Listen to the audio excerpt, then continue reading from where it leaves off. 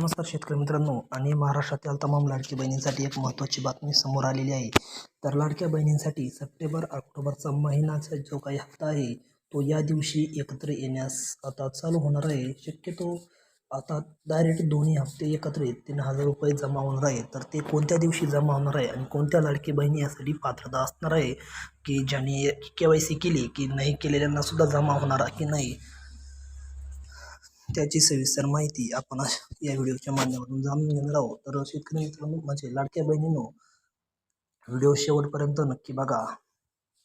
तर नमस्कार शेतकरी मित्रांनो आणि लाडक्या बहिणींनो, लाडक्या बहिणींसाठी हा मुख्यत्वे बनवलेला व्हिडिओ आपण मराठी चॅनलवर।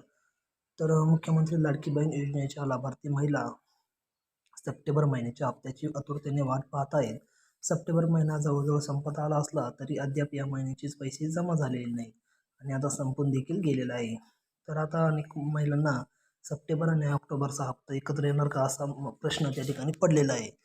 तर बघा मागील काही महिन्यांपासून योजनेचे हप्ते उशिरा जमा होत असल्यामुळे सप्टेंबरचा हप्ता ऑक्टोबरमध्ये येण्याची शक्यता आहे। तर या विलंबामुळे सप्टेंबर आणि ऑक्टोबर या दोन्ही महिन्यांचे 3000 म्हणजेच 1500 सप्टेंबर आणि ऑक्टोबरचे 1500 अशा प्रकारचे त्या ठिकाणी एकत्र जमा होण्याची शक्यता आहे। मात्र याबाबत अद्याप कोणतीही अधिकृत घोषणा केलेली झालेली नाही। पण सणासुदीच्या काळात पैसे जमा होण्याची शक्यता अधिक असते, त्यामुळे दिवाळीच्या आसपास 21 तारखेच्या आसपास हा हप्ता जमा होण्याची दोन्ही हप्ते म्हणजे 3000 रुपये अशी शक्यता आहे।